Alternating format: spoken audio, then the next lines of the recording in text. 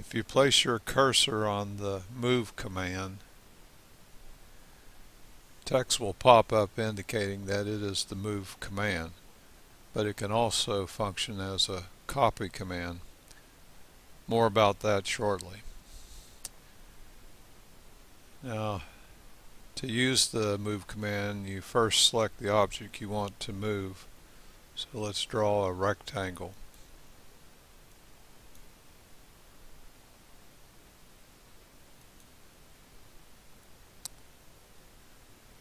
Okay, and then when that in the rectangle command, now let's go to the move command, click on it,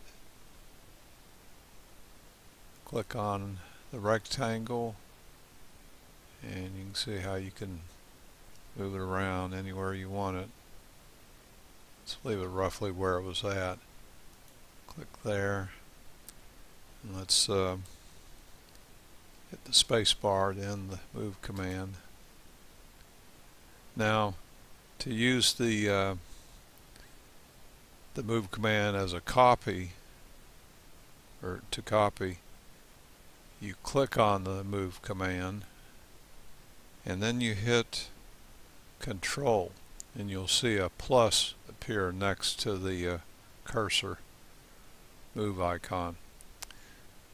And so now if you click on the surface of the rectangle, so you can move it over and click and make a copy. If you hit the Control key again, you'll see the plus appear. You can click on the surface, move it over, click where you want it, and you can keep doing this.